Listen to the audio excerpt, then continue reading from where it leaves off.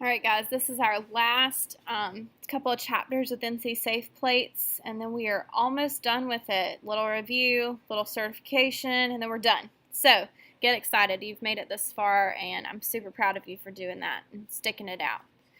All right, so Chapter 9, let's talk about it. Chapter 9 talks about food allergens. I need you to know the big 8. You've got to know them. You've got to memorize them. They are milk, eggs, shellfish, fish, wheat, soybeans, peanuts, and tree nuts. You could group them together 2 by 2. The fish and shellfish go together, wheat and soybeans go together, peanuts and tree nuts, and then milk and eggs. That makes it easier for me to remember. Also wanted to talk to you briefly about cross-contact and what that is. Cross-contact is not the same thing as cross-contamination, but it is a similar concept. Cross-contamination is when we take a food that could be contaminated and introduce it to a food that would not be contaminated. Cross-contact is when we take a food that is not an allergen and introduce a food that is an allergen to it. For example, when we put peanut butter on an apple, that is cross-contact, okay? And the reason that's so important to know is that in a restaurant, if a food has an allergen in it or has come into contact with an allergen, someone who has a severe allergy could really experience some symptoms from that, and we don't want that to happen. A food allergy versus a food intolerance.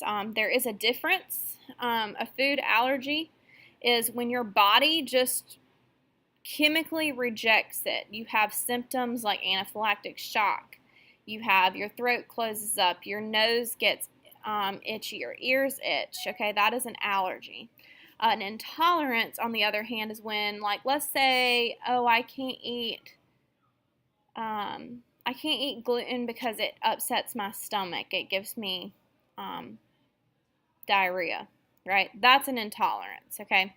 Not so much an allergy. Toxins. Pay attention to the toxins in your textbook when you're taking your quiz today, specifically amnesic shellfish poisoning and what it can do to your body. Toxins are really serious business. We don't talk too much about them, but I do want you to know that they can cause a lot of problems for you. I'm waiting on the bell. Okay, Chapter 10. Not much to know in Chapter 10. You need to know that HACCP, that's what that acronym, that's how you pronounce the acronym itself. It stands for Hazard Analysis Critical Control Point, okay?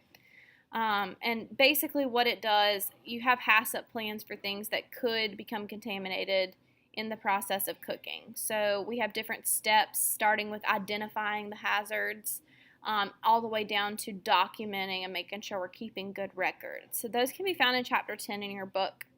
The other thing I wanted to point out to you is the alert tool.